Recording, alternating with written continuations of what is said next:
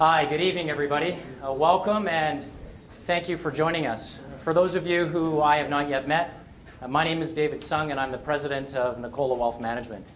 And looking at the crowd, we're absolutely thrilled with the turnout this evening, and I think I know why most of you are here. His name is John Mauldin, and he's a New York Times best-selling author of numerous books, a financial writer with a small weekly following of readers of, say, about 1 million people or more. And I think his weekly newsletter, Thoughts from the Front Line, is currently the most widely distributed investment newsletter in the world.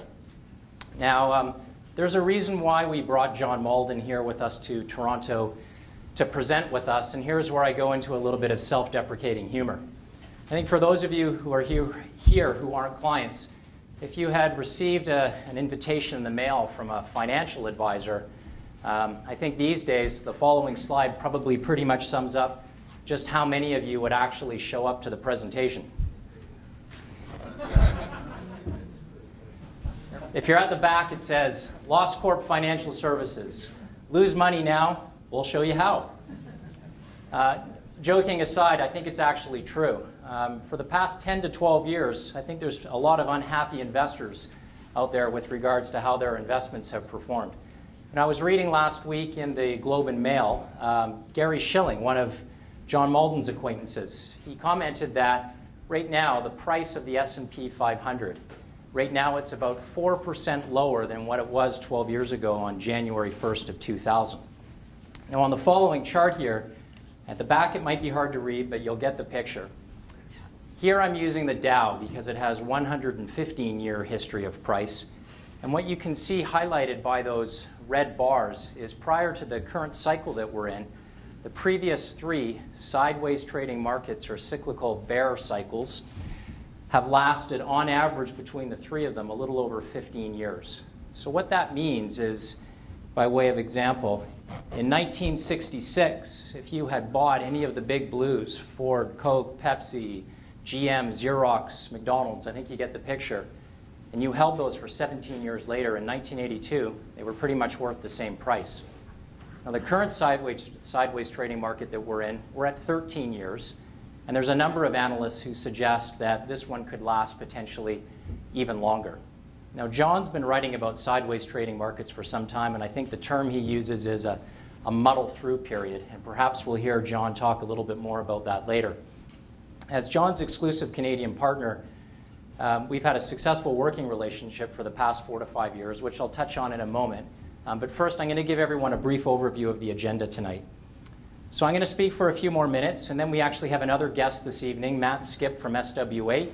Matt's going to speak very briefly for 5 minutes, and then he's going to turn it over to John for the balance of the evening. Should there be any interest from any of you at the end, we're more than happy to open it up for some questions and answers. Let me indulge for a few minutes and tell you a little bit more about Nicola Wealth Management, who we are and what we do. We're an asset management firm, investment management firm, and we currently manage in excess of $2 billion in assets. Last year, on an asset percentage increase basis, Investor Economics ranked us as the fastest growing investment counsel firm in Canada. Many of our clients are entrepreneurs, small to medium-sized business owners, incorporated professionals, such as accountants and lawyers and medical specialists, by way of example. Now, while we're an asset management firm, financial planning and advanced financial planning is a cornerstone of what we do for our clients. And I think it's greatly underestimated. While we do manage assets, and I think we've achieved a great result for our clients, experience has shown me that proper planning, when it's done, can be as important, if not more important, than portfolio return results alone, and can make a really significant difference to wealth building. Now lastly, as an asset management firm, I think our key differentiators are our really extensive, diverse asset allocation and the use of non-traditional assets. And here's where I'd like to spend a few minutes. All right, what you're looking at here is the asset allocation of the typical retail balanced mutual fund in Canada. If you look up on Globe Fund or any other web source, most balanced mutual funds, here's exactly what you'll see. On average, roughly 60% of the portfolio is allocated to publicly traded equities. 30 to 40% is allocated to publicly traded fixed income or bonds. And here's the staggering 10-year average annualized rate of return of balanced mutual funds in Canada over the past 10 years, about 2.4%. Now, rightfully so, I think the media has honed in on the atrocious and expensive annual fees that most mutual funds charge. But if you think the return is as a result of fees, what I'm showing here on the right is basically taking the same asset allocation approach, but using very, very low-cost index funds. And as you can see, the return result is basically the same, with the difference being a slight edge, of course, to the index funds because of fees. Now, by way of comparison, what you're looking at here are 3 of Canada's largest pension plans and one of the country's largest insurance companies. And obviously what you'll notice right away is the very diversified nature of the portfolio of these institutions.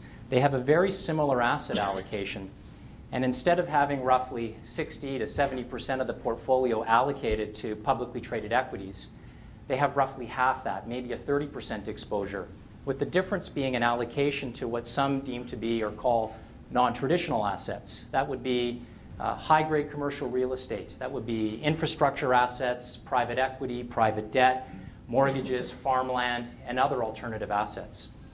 And there's the 10-year average annualized rate of return of these pension plans, roughly 6% per year for all of them.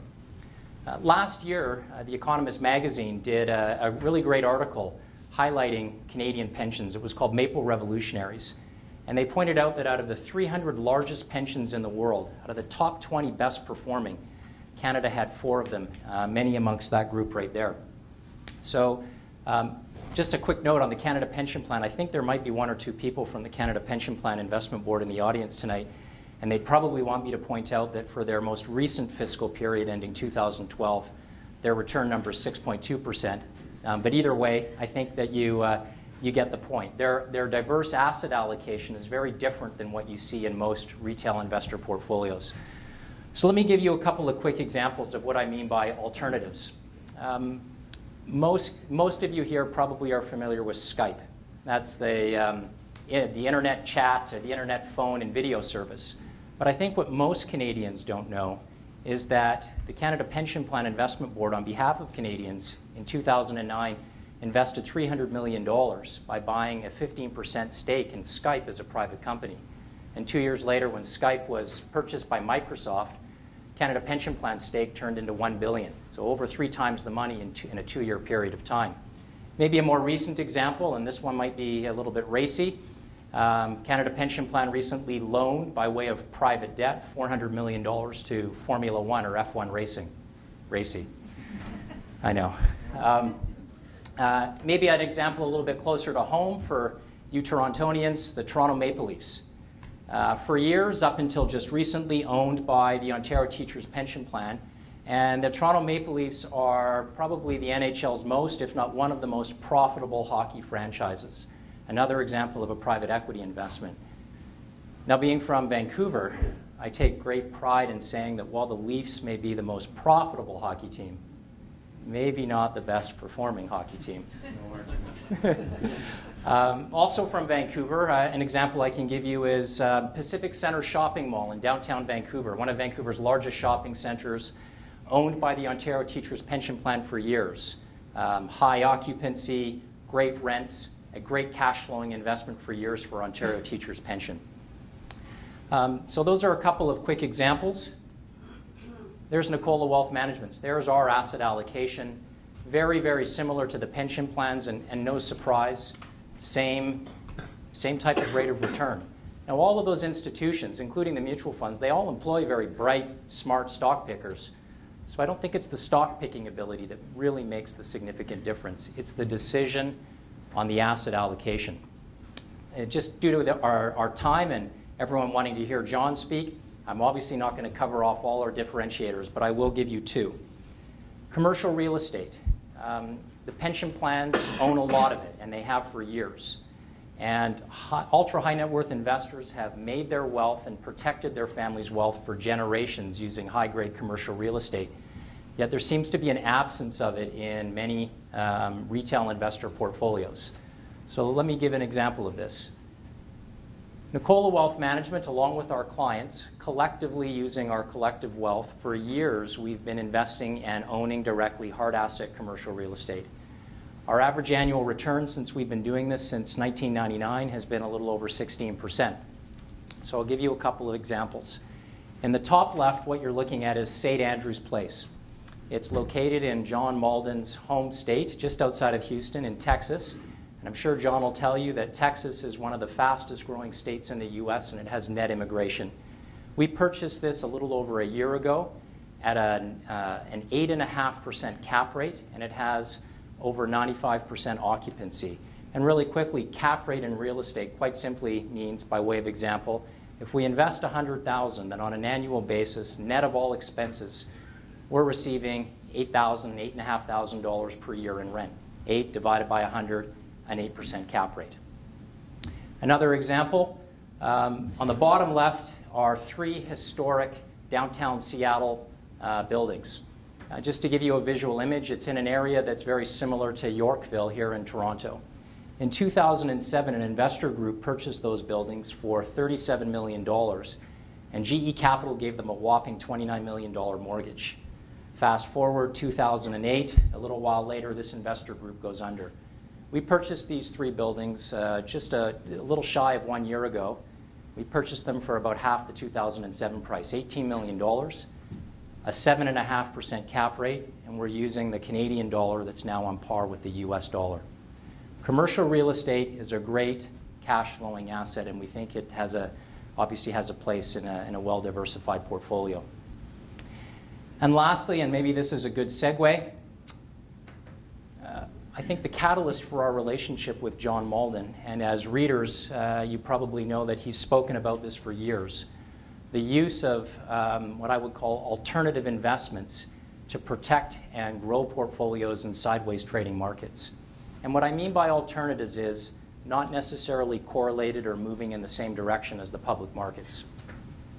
Now, through our relationship with John and through his relationship with Altegris, based out of San Diego, we've been able to access for our Canadian clients some of the world's best alternative strategy managers. And I'll give you one example. What you're looking at here, and the numbers that you can't see at the back, they really aren't too important. This is QIM, which stands for Quantitative Investment Management. They're based out of Charlottesville. And in December 2001, they launched their commodity trading and futures fund. What's really important here from an alternative standpoint is if you look at the 2008-2009 period. In 2008, when the broad markets, whether it's Canada or the US, were down over 30 to 35%, QIM was up about 13%. And then the next year, when the markets bounced back up over 30%, QIM was up 8%. Now, obviously, it's intuitive to all of us, not losing money is a good investment strategy. But it really makes all the difference. And since their launch in 2001, QIM has averaged about 13% per year. I'm going to leave you off with a homegrown example. Right here because QIM and Altegris are US-based, right here in Toronto, we have a little hidden secret. It's called SW8 Asset Management. It was founded by Matt Skip, and Matt formerly traded the house accounts for RBC Capital Markets and Blackmont, and he did that from both the long and the short sides. And in 2010, Matt decided to leave to manage his own money and to launch SW8 Asset Management on April 1st of 2010. Since April 1st, 2010, on a gross basis, SW8 is up 56%. Now, by way of comparison, the TSX over the same time frame is up 11%, and the S&P is up 29%. So a tremendous result, no question about it. But what I think is more impressive that Matt and his team have done is the protection on the downside and the non-correlation. So with that, I'm going to turn it over to Matt Skip. Matt's going to speak to you quickly for about 5 minutes. And then I think because he needs no further introduction, Matt's going to immediately turn it over to John Mauldin for the balance of the evening. Ladies and gentlemen, thank you very much. Matt Skip.